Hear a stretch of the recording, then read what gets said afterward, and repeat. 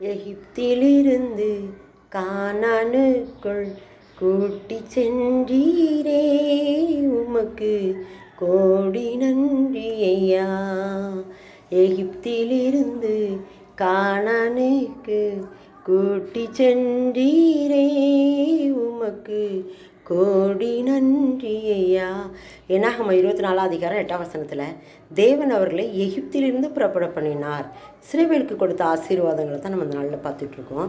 தேவன் அவர்களை எகிப்திலிருந்து புறப்பட பண்ணினாராம். எகிப்து அப்படின்னு சொன்னாலே, எகிப்து என்பது ஒரு இருப்பு காலவாய் நம்ம கேள்விப்பட்டிருக்கோம்ல, வேதத்தில் வாசிச்சிருக்கோம்ல.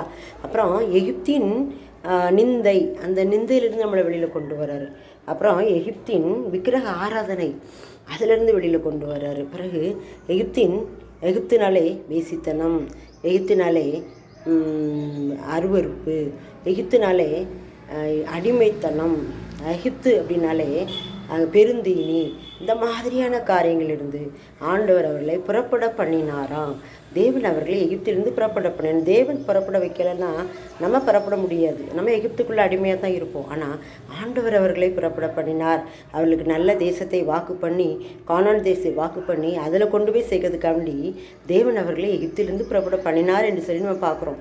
நம்முடைய வாழ்க்கையில் எகிப்து போன்ற பிரச்சனைகள், வியாதிகள், கஷ்டங்கள், கண்ணீர்கள், கவலைகள், பேசித்தனங்கள், அருவறுப்புகள், விக்கிரக ஆராதனைகள், இன்னும் எகிப்தை போன்ற எந்தெந்த அடிமைத்தனத்தில் நம்ம இருக்கிறோமோ நம்ம எல்லாம் வெளியில் கொண்டு வந்து கானானுக்குள்ளே கொண்டு போகிறதுக்கு அவர் புறப்பட பண்ணுகிறார். அந்த நாளில் நாம் விசுவாசிப்போம், அந்த ஆசீர்வாதத்தை சுதந்திரித்துக் கொள்வோம்.